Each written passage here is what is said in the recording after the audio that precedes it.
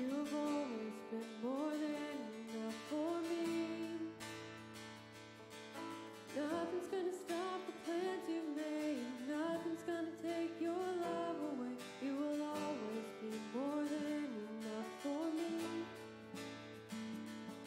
You will always be more than enough for me. You will always be more than enough for me. Nothing's gonna stop the plans you've made. Nothing's gonna take your love away. You'll always be more than enough for me. You will always be more than enough for me. You will always be more than enough for me. Nothing's gonna stop the plans you've made. Nothing's gonna take your love away. You'll always be more than enough for me.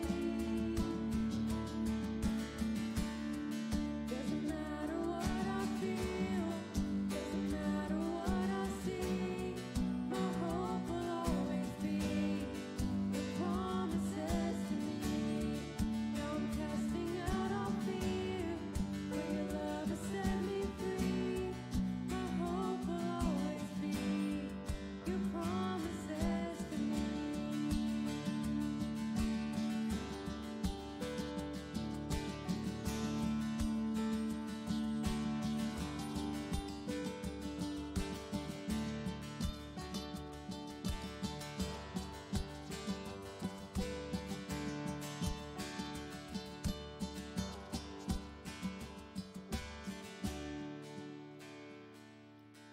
God, I just want to thank you for this time, God, that we've been able to come together and sing, God. And I just ask that you would help us to remember what the song declares, God, that our hope is in you and your promises and not in what we feel or what we see, even though those things sometimes can feel so true, God, that they're not, and that your hope provides us a sure foundation.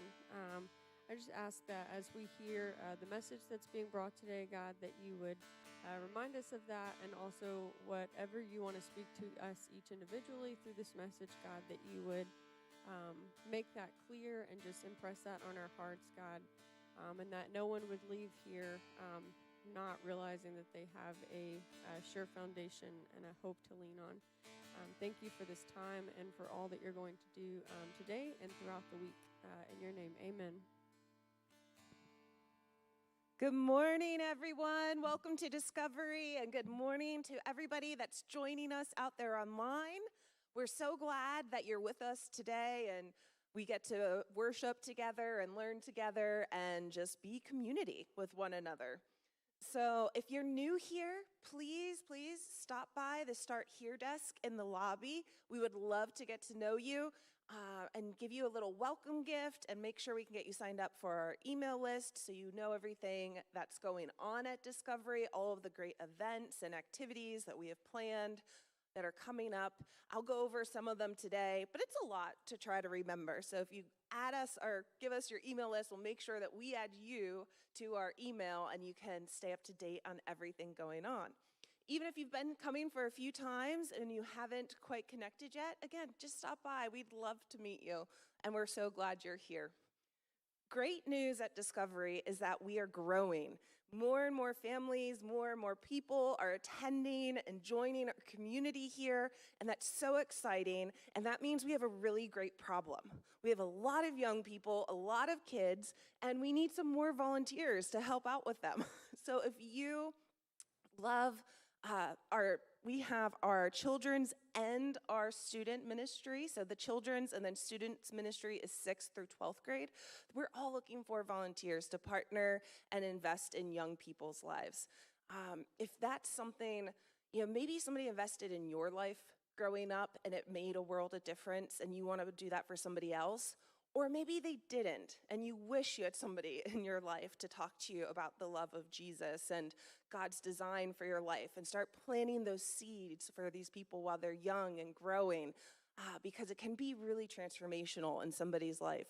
On that note, we have a video here from a former Discovery student about what he's doing now in his life and ministry.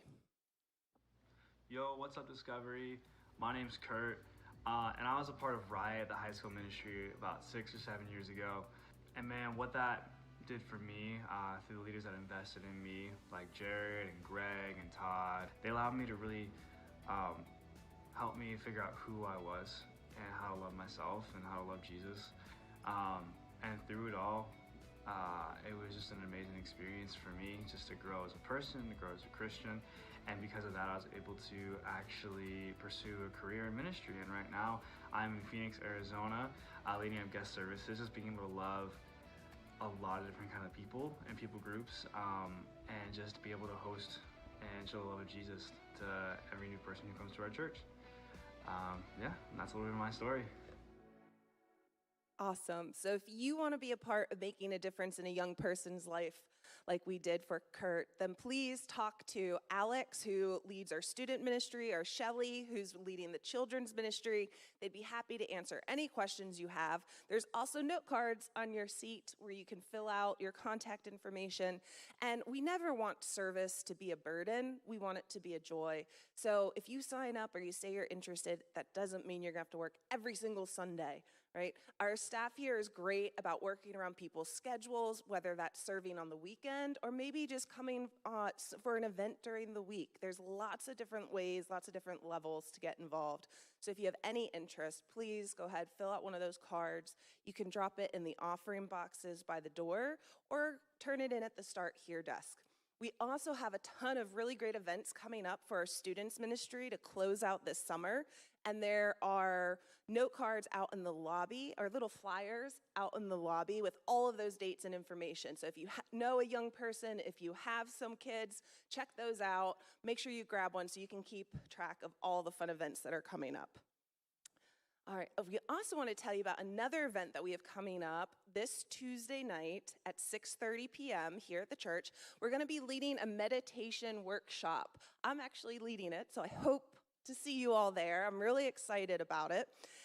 We've been doing these excursions as part of our cruise for Colossians, so this is going to be our final excursion. We've done a worship night, the Chosen Watch Party, and now we're going to finish with an evening about meditation. So mindfulness has become a bit of a buzzword recently. We're hearing more and more people talk about mindfulness. So we're going to dig into what's the difference between mindfulness versus Christian meditation. And meditation has really deep, strong biblical roots. Going all the way to the beginning in Genesis, we see our characters, but people in the Bible meditating on God's word. And it's a practice that God has given us to create space in our lives to come and hear from him. It's great to come to church and hear from people like Todd and Matt and all these wonderful teachers and leaders. It's also really awesome to hear from the creator of the universe himself. And meditation is a way that we can encounter him and create space in our hearts and our minds to encounter him. So that's going to be this Tuesday at 6:30 p.m. The last thing I want to talk to you guys about is the opportunity to partner with Discovery through giving and through your financial support. Like I said, we are growing here, and our community is expanding. We're serving in the community, and we're so excited about all the different things that we feel God calling us to do, to be part of his hands and feet here in the community. But we can't do it alone. So whether you can partner with us by offering $5 a month or $500 a month, we appreciate all of it. And we know that it takes a village, it takes a community to serve the community. So again, maybe you've never gave to a church before, and that's okay. We're asking you to try trusting God with even $3, $5, whatever that is for you. Because we know that this type of investment, God's going to take those resources and he's going to multiply them and increase them and allow us to do more and have more testimonials like the one we had from Kurt as we expand and seek to serve this area. So Todd is going to come on out here, and he's going to continue our cruise through the Colossians, and he has a great message for us on what does it really mean to be the community of Christ and how we can be good, strong, God-like community for one another. So turn your attention to the video, and Todd will be here next.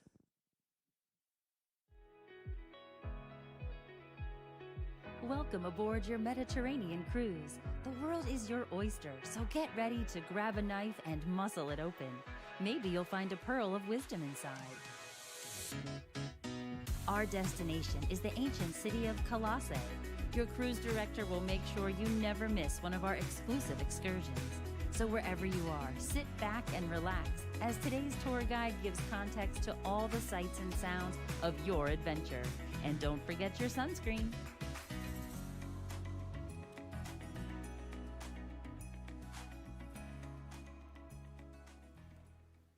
Well, hello, good morning. Welcome to Discovery. My name's Todd, if we haven't met before. Super glad that you're here today, and super glad we have our friends online with us as well. I saw a bunch of awesome names on there.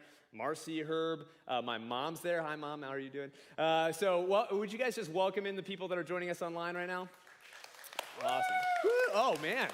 Oh, we love you guys. We love you guys. All right.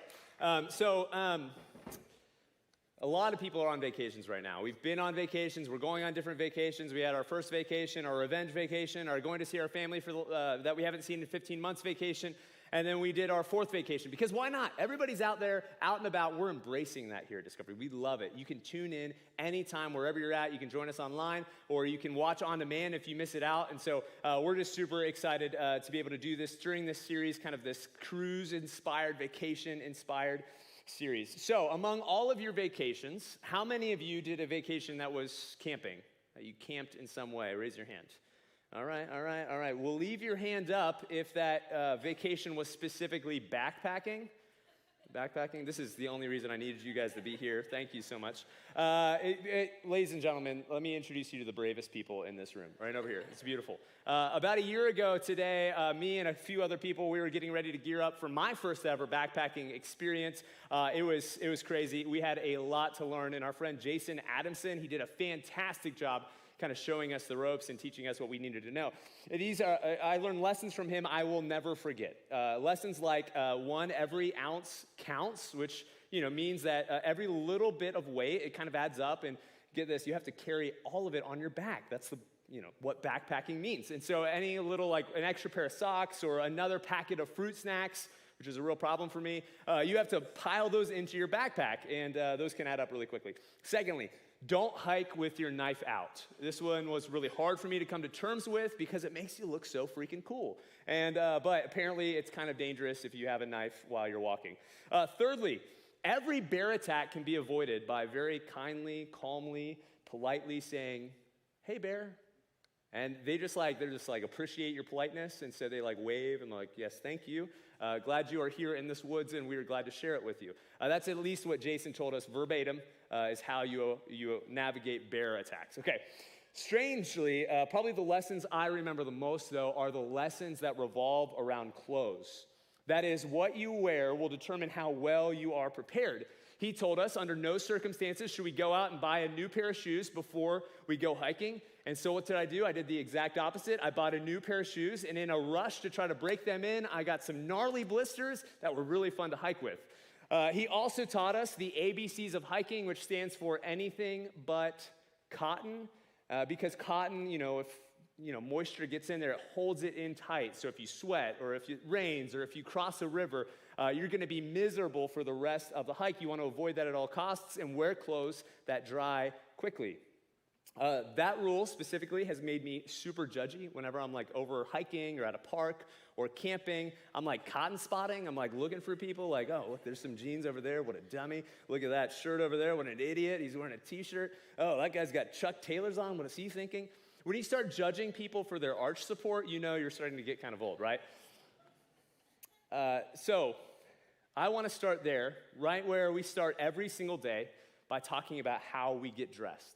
So we can be prepared every day by what we wear. We need the right gear for the right tasks. So if you want to open up your Bible, open up a Bible app, or you can just Google it if you don't know how to do this. We're going to be weaving in and out of some passages in Colossians 3, 1 through 14. Colossians, as we've talked about, was a letter originally written by a guy named Paul to some people in the middle of a lot of controversy and conflicts and polarization in their little community. We wouldn't know anything about those kinds of things, would we, these days? Just as the rules about clothing from a year ago have stuck with me, as I read and reread this passage, it was similar fashion conversations that kept sticking out to me too, specifically this line, which I'm going to read for you right here. Colossians 3:12. Since God chose you to be the holy people he loves, you must clothe yourselves with tender-hearted mercy, kindness, humility, gentleness, and patience. If you look in ancient literature, especially Greek philosophy, you'll see a lot of lists like these of important virtues, the essential virtues. I think Paul's list is not meant to be comprehensive. It is meant to be representative, and I think he chooses these specific words for a really important reason for the Colossians' specific situation. Since Paul uses the imagery of putting on clothes, it got me thinking this week, what if we took all of these different elements and we assigned a specific piece of clothing to all of the virtues that he included? So maybe, just maybe, when we get dressed every single morning, not only will we put our clothes on our bodies, but we'll also think about putting these virtues on as well.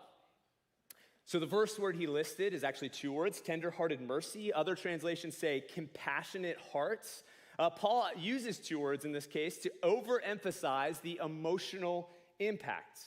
In their world, some groups were saying that apathy was actually the highest form of enlightenment, that you should be able to navigate the world with extreme detachment, that your emotions will just get in the way of your decision making. And you don't want your decisions to be manipulated by the problems you constantly are seeing all around the world. So when you see a coworker that's struggling and stressed out, you don't want to be slowed down. You don't want to be bothered with how you can help them because that's their business. When you hear about addiction or mental health problems, you'll think that's somebody else's problem. There are institutions and prisons and hospitals for things like that. When you hear about an ethnic group that's suffering from some kind of disadvantage or inequality, you'll find a way to blame them instead of finding ways to help them. They have all the opportunities they need. They just have to work for it. Paul is saying do just the opposite of that. Let the condition of the most vulnerable people seep into your emotions and compel you to action. Learn how to empathize with everyone you encounter. The ancient Greek word here for mercy, it's just so good. I have to teach it to you guys. It's this beautiful word, splachna. Will you guys just repeat that after me? Splachna? It's music to my ears. What a beautiful word. That is literally the words for bowels or intestines or guts. They saw the center of your emotions right here in your stomach. And we kind of do the same thing, right? We think when we're nervous, we have butterflies in our stomach. When we hear about a tragedy, our stomach drops. When we take a risk, we call it a gutsy move. So tender-hearted mercy is a gut-level reaction to what's really going on. And so I was thinking, if we were going to assign a piece of clothing specifically to tender-hearted mercy and gutsiness, of course it would be your underwear. The quality that protects the most vulnerable people goes with the piece of clothing that protects your most vulnerable parts, right? And so underwear is obviously the right choice. Maybe as we put on our underwear every single morning, assuming you guys put those on every single morning. These aren't mine, by the way. So you get gross, right? You're lucky they're clean.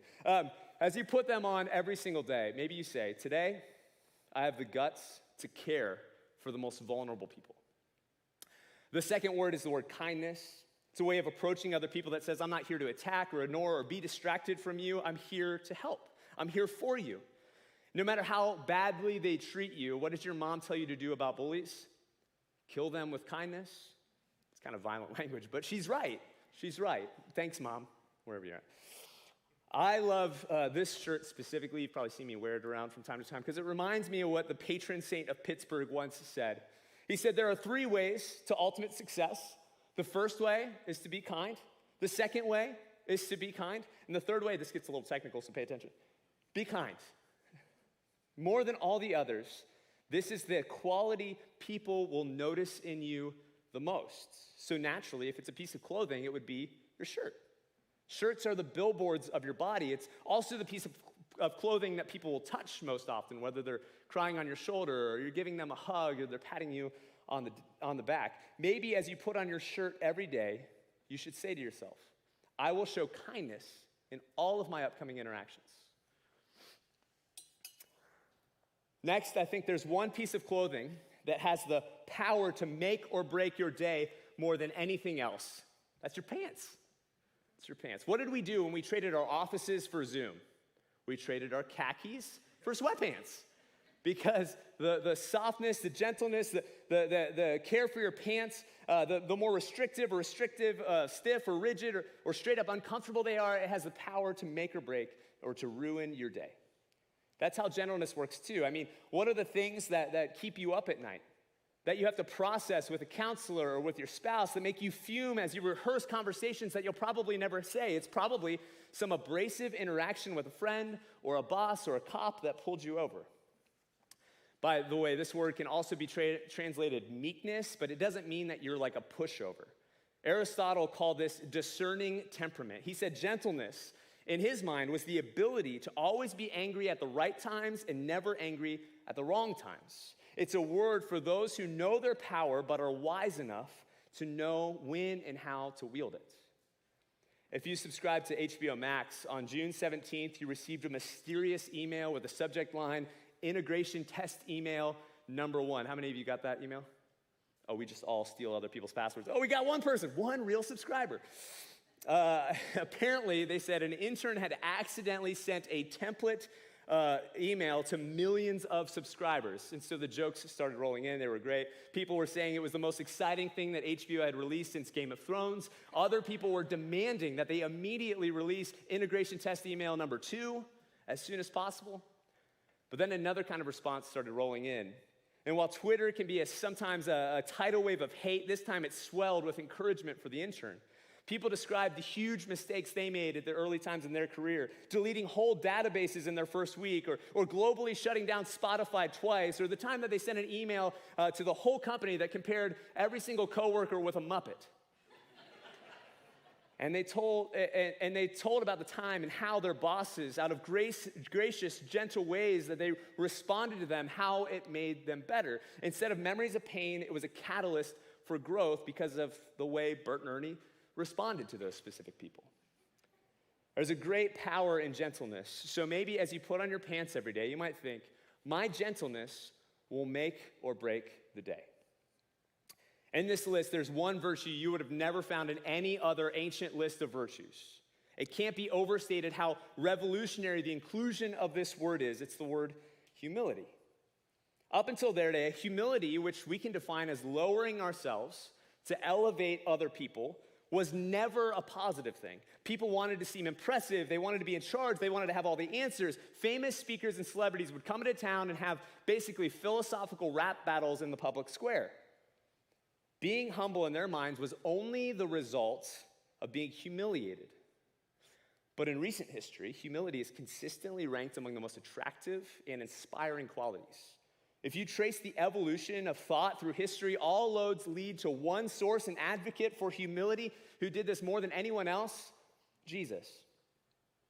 Now, all kinds of leadership books preach that humility is not only admirable, but incredibly productive. Your organization, your company, your career, your family will go further faster if you operate from a position of humility. It's logical, right? Because the lower you get, the better you are at being able to launch people to greater heights.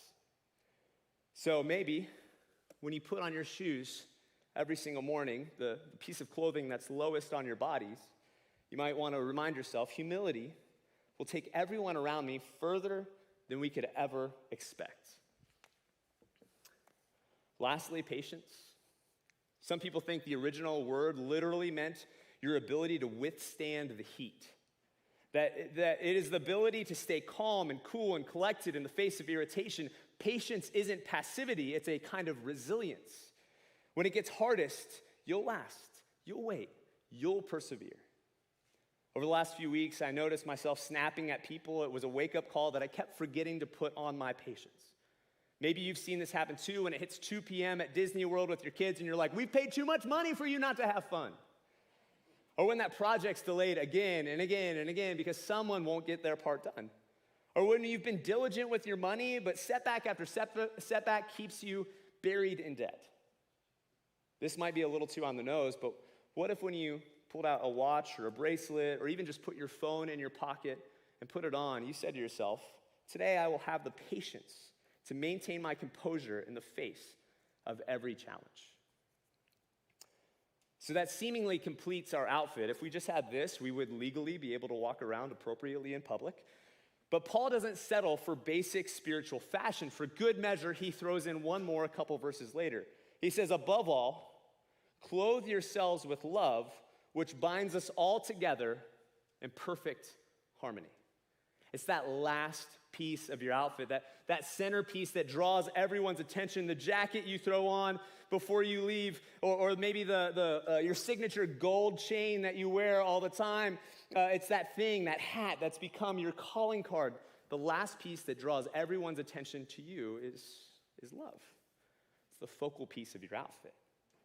By the way, a lot of people have a lot of definitions of what love is, but I love the way that one commentator tries to define it. He says this: love has to do with the mind.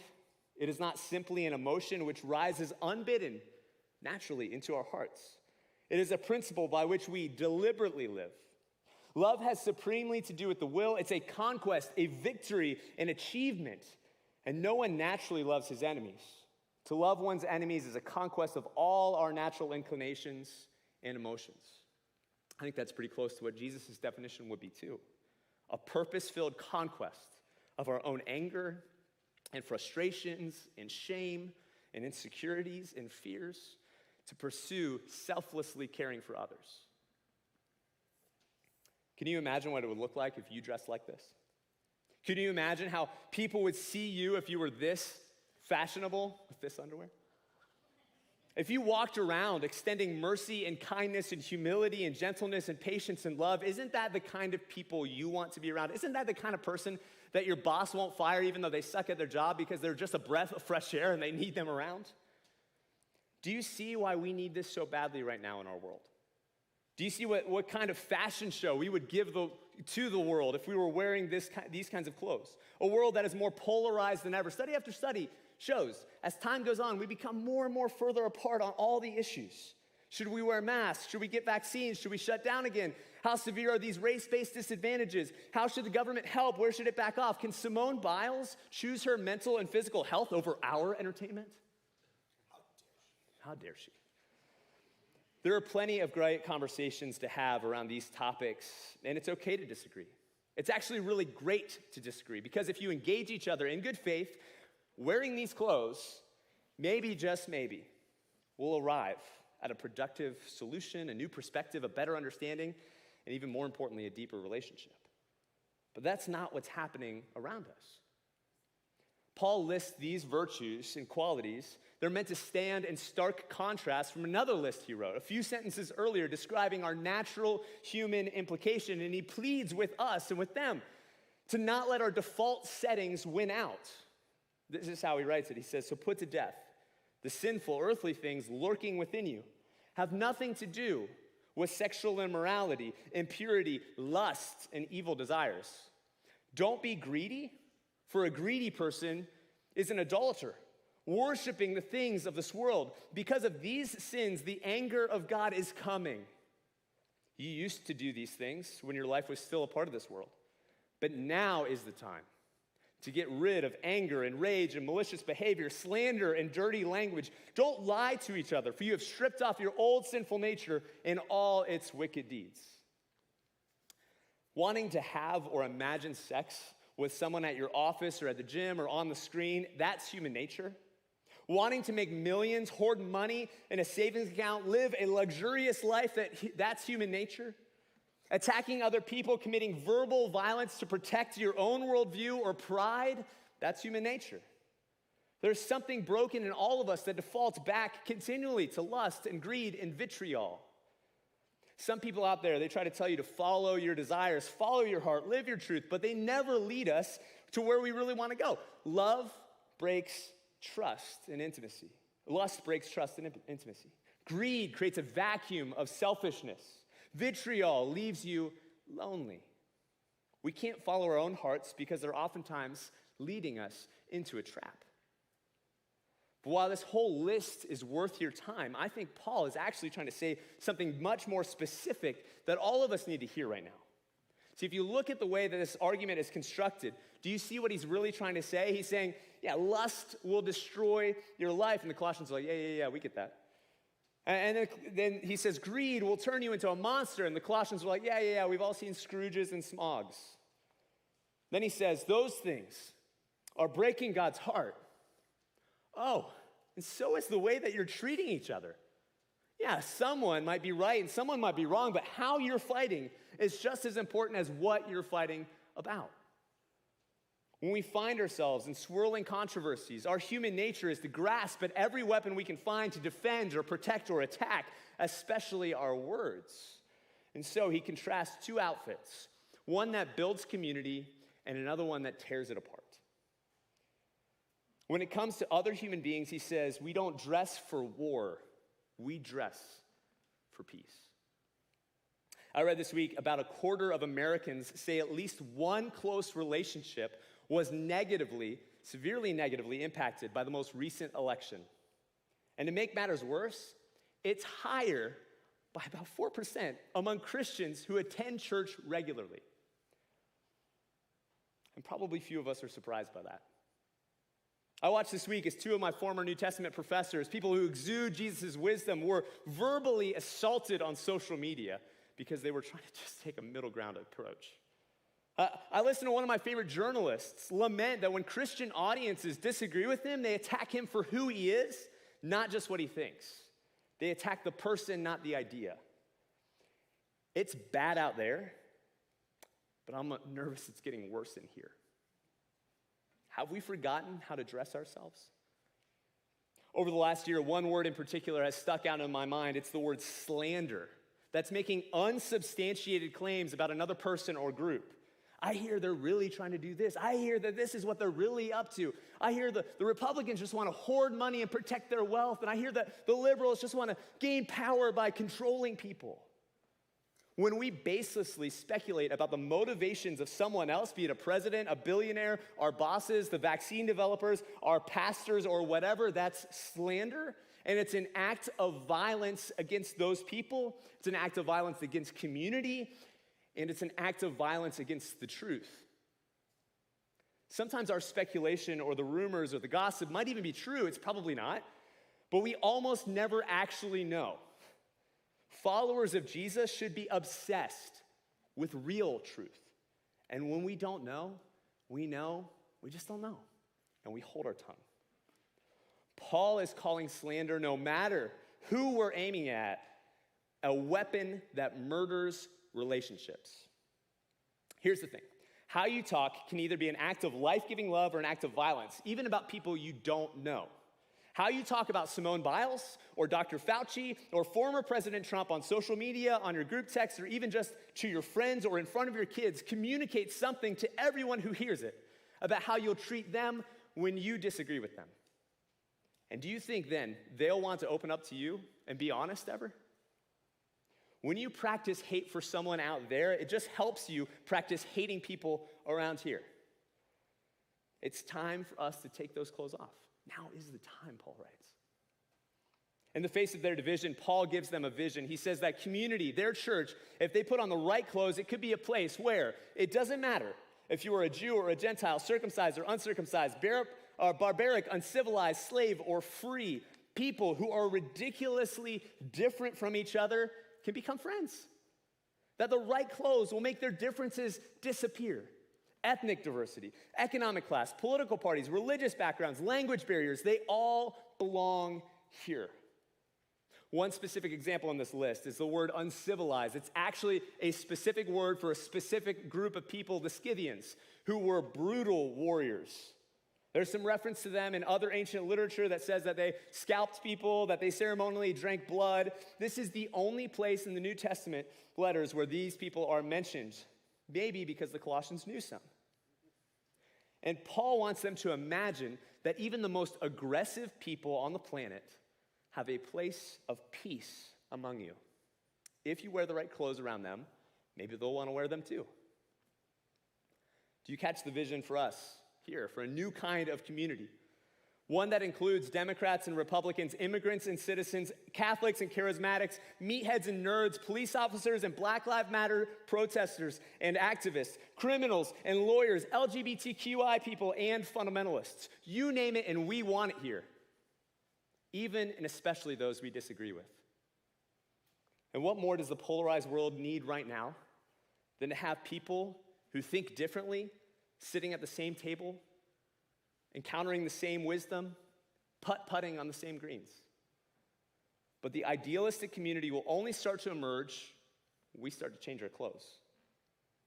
One time a friend of mine was looking at me real weird, and I was like, "What are you doing?" And he was like, "You know, sometimes people like undress other people with their eyes." Well, I'm dressing you with my eyes, and I just slipped a parka over your shoulders. It looks very nice. Not to be weird, but I kind of wonder if you guys would let me dress you with my eyes. Like, what if you started putting on these clothes? What if we all, even just a few of us, started putting on the Colossians outfit on a regular basis? What if our neighborhood groups or our Bible studies were full of all kinds of people that disagree about all kinds of big ideas and everyday problems, but they were dressed the right way in their groups, not to fight, but to chill?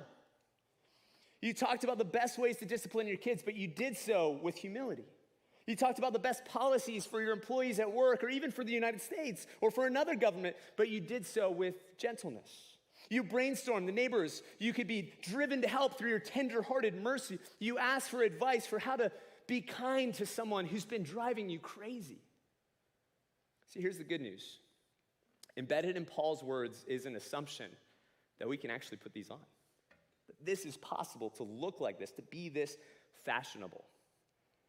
There was a young woman here who was playing mini golf earlier last week, and I was talking to her a little bit more. She's studying neurology in school. She said her most recent project was to teach some rats how to play basketball, which I'm like, where's that in the Olympics, right? Like, maybe the U.S. could use a couple of those rats. I asked her about this, and she told me, if you on a regular basis, like every morning, for example, you tell yourself you are a certain kind of person, over time, you'll actually trick your brain into really believing it.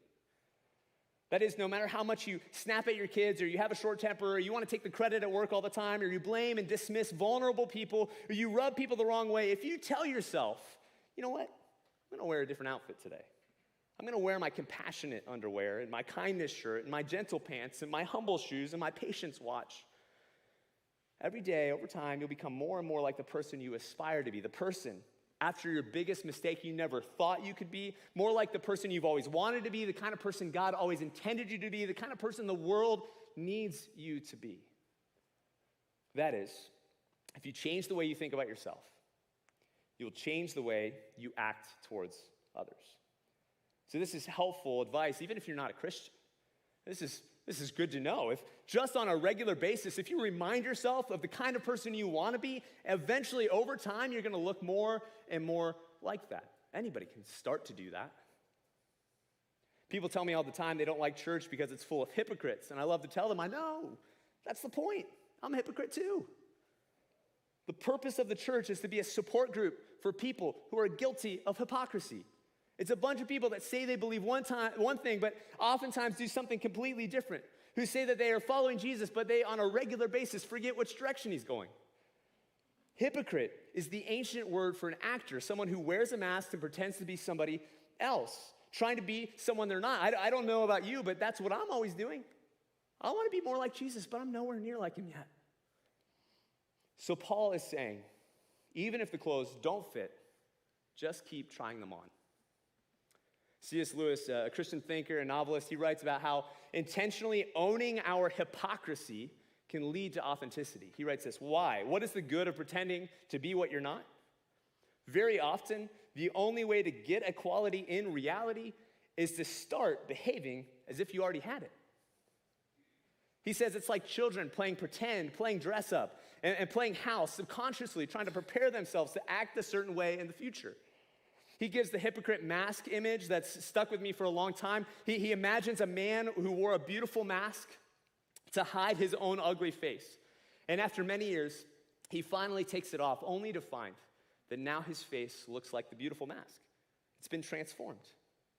He writes, what had begun as a disguise had become a reality. We might look like kids wearing oversized clothes, but the longer we wear them, the more we'll grow into them. So according to neurology, a wise Christian mentor, and this ancient letter that's preserved in the Bible, how do we become people who we really want to be? The people that the world needs us to be in this divisive time, the people that God always dreamed that we could be? We pretend we already are until we even convince ourselves. And when we spill some rage onto our kindness shirt, when we rip our pants and tear a hole in our gentleness, when we forget our patience watch, what do? We wash our clothes and put them back on. But here's the thing. I'd be lying if I said I thought this was enough. It's not enough for me. It's probably not enough for you. I think it's probably true that if every day you try a little bit better, you will be incrementally, over time, becoming the kind of person you really want to be. But it's going to take a long period of time of trying, and maybe those clothes might just start to fit eventually. But most of us don't have that kind of time. Our marriages are already struggling and strained. That fight we had with our sister continues to fester. Our workplace feels toxic. We can try to change from the outside in, but deep down we know we really need to change from the inside out. We need help growing into our clothes. Underneath this whole section is actually a very tangible image. It's an image that you saw if you were here last week firsthand. It's an image of baptism. It's this act of being dunked into the water. It's meant to symbolize exactly this, that the old version of you, the lustful, the greedy, the resentful version has died and a new one has come. They used to actually get naked for baptism. We'll never make you do that, don't worry. But they take off their old clothes, they go for a little dip, and then they put on new ones to symbolize exactly this. As Paul writes, you've stripped off your old sinful nature and all its wicked deeds. Now put on your new nature. And be renewed as you learn to know your Creator and become more like Him. The word baptism is literally just the Greek word baptizo, which means to be submerged or washed or saturated. And that's the point, that your human nature has now been submerged, it's been washed, it's been saturated by Jesus. And even if you're not fully there yet, they don't care. They're like, here's your clothes. It doesn't matter what you look like just yet. It's a physical exercise that shapes our imagination so we can daily, spiritually reenact it when we put on our clothes. At its foundation, baptism is just a dramatic request for help. Help putting on your new clothes again and again and again and again. For some of us, that's a step that we need to take. We know we need to take, we want to take. By the way, it's a step that you can take anytime you're in this building. You're welcome to do it. We're here to help. Today, right now if you want. For others, it's something that we've done, and we just need to remember that we've already done it, and all the help we need, we have all the help we need. We just need to keep getting the outfit out of the drawer and trying to put it back on until it fully fits. See, if you want your clothes to fit, especially right now when we need it the most, we have to look for help from somewhere other than ourselves, and that's exactly how Paul starts this whole section. He says, since you have been raised to new life with Christ, again, that image of baptism, set your sights on the realities of heaven, where Christ sits in the place of honor at God's right hand. Think about the things of heaven, not the things of this earth. And that's what this whole series has been about. Trying to see the world Jesus' way so we can live in the world Jesus' ways. Not only should we imagine ourselves wearing these clothes, but we can focus our attention on someone who fit into them perfectly and let him be an inspiration, our guide, our help making them fit. That's why we're doing a meditation workshop this Tuesday at 6:30. It's an opportunity for us to train our brains to focus our attention on Jesus. So the good news is much better than what we said before. Maybe we should edit a little bit and write it this way. If you think more about Jesus, you'll change both the way you think about yourself and the way you act towards others. A few years ago, I went on my one and only cruise that I've ever been on. And I don't get seasick, but somebody I love does. And so we were kind of looking into all of the different remedies that are out there. There's a bunch of, pills, they make you sleepy. There's some bracelets that work from time to time. But there's a lot of natural concoctions and remedies too. And one of them stuck out to me. One of the simplest and easiest ways that you can let motion sickness dissipate is just to go out and stare at the horizon. Stare at the direction you're going, because motion sickness starts to happen when it feels like the motion you're experiencing is not the motion that you're seeing, and so your brain, your body is all disoriented, and so you just need to go focus on something that helps realign and reorient all of this disorientation you're feeling, all the disconnection of the motion and chaos that's around you. I think that's the solution that Paul's offering here too. When we feel disoriented in this world, we set our sights on Jesus. Who he was, what he's done, where he is now, and it reorients our destination so we can confidently wear these new clothes, even if they don't fit quite right.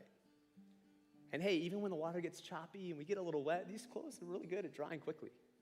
Very resilient. When you came in, you grabbed a little packaged snack. It's like a little piece of bread and a little bit of juice that remind us a tangible way of understanding Jesus' life and death and resurrection and all that he was about. And so as we continue to sing and worship, I'd encourage you to use that tangible image to do just what we read. To set your sights, your mind's eye, your attention on the realities of heaven where Christ is already sitting, ruling in power above everything else. The supreme Christ we talked about not long ago. Think about the things of heaven, not the things of this earth, and you'll begin to find out that these new clothes are starting to fit. Tender-hearted mercy, kindness, humility, gentleness, patience, and of course, love. What you wear will make you prepared for anything and anyone. Let me pray. God, we thank you for preserving this wise advice and this beautiful reminder that if we focus our attention on something bigger and more beautiful, we'll begin to grow in a way that we can fit into these virtues.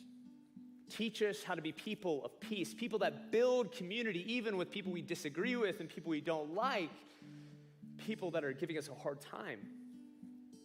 Teach us how to fit into these clothes and give us a reminder every day to put them back on no matter how much we soiled them the day before. In the name of Jesus Christ we pray.